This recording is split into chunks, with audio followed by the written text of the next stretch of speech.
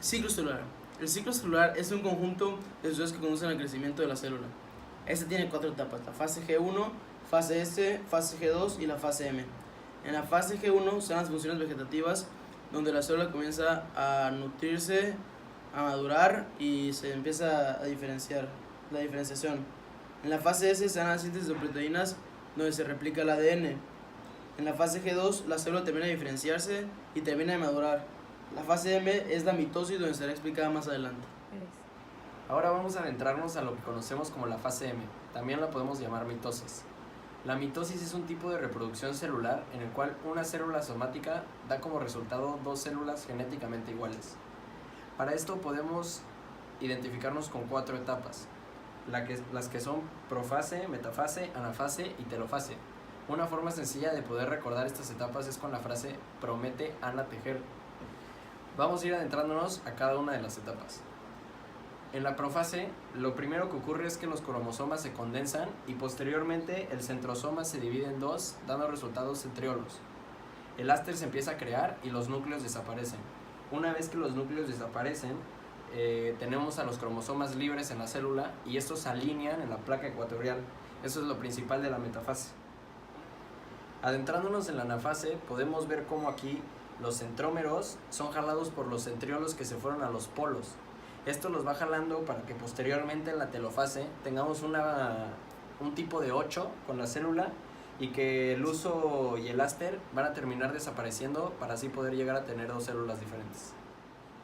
La meiosis es el proceso de división celular en el que una célula diploide va a dar como resultado 4 haploides, ya sean 4 espermatozoides o 3 cuerpos polares con un óvulo. Se divide en meiosis 1 y meiosis 2. En la meiosis 1 está la profase 1, que tiene 3 puntos importantes, que sería que duplica el material genético, la sinapsis, que es cuando se unen los cromosomas por medio de quiasmas, y el crossing over, que sería cuando intercambian su material genético. En la metafase 1 se ponen todos los cromosomas en el ecuador y los centriolos se van a los polos. Luego aquí jalan los cromosomas haciendo que se separen, y en la telofase ya crean 2 células diploides. Y luego en la meiosis 2, en la profase segunda, las 2 células diploides se desaparece su membrana celular y los centrosomas se vuelven centriolos. En la metafase 2 igual se ponen en la estrella madre y los centriolos comienzan a irse a los polos. Aquí hay 46 cromosomas. Y luego en la anafase, cuando ya los centriolos se van a los polos y comienzan a jalar los cromosomas para que se dividan, se ve la división de 46, pasan a ser 23 de cada lado. Y ya en la telofase, que ya sería lo último, serían cada una de las células diploides que se generaron, se dividen haciendo que haya 4 haploides. Ahora hablaremos de la reproducción asexual. La reproducción asexual se caracteriza por no tener mezcla de genes y no hay gametos involucrados, por lo cual la célula va a ser idéntica a la del progenitor. Esta reproducción solo involucra un individuo, donde no va a haber variabilidad genética. Hay distintos tipos, como bipartición, gemación, esporulación y fragmentación. En la bipartición, los organismos unicelulares se dividen en 2 células hijas idénticas al progenitor. En la gemación, el organismo que va a dividirse forma un brote o yema que va a separarse del progenitor. Esporulación. El organismo forma pequeñas células llamadas esporas y las esporas hacen que se creen nuevos organismos. Fragmentación. Una parte del cuerpo del organismo se desprende, el organismo se regenera y la parte del organismo vuelve a crear otro organismo. El siguiente tema a analizar es la reproducción vegetativa.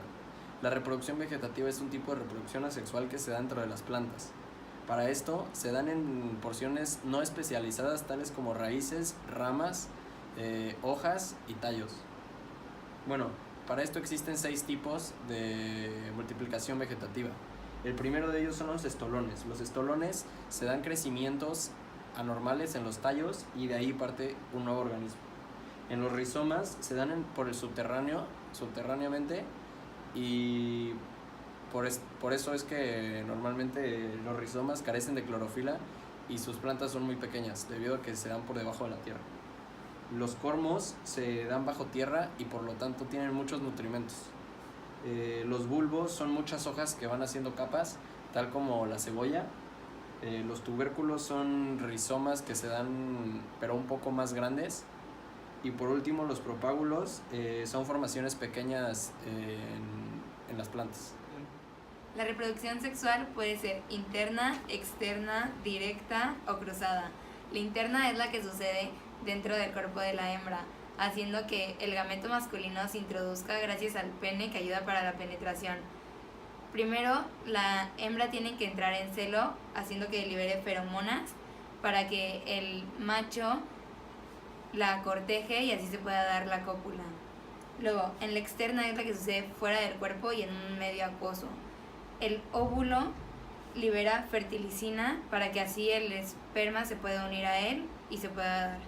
Luego, la directa es la autofecundación y la cruzada es la que los organismos deben de tener los distintos aparatos reproductores para que así se puedan complementar.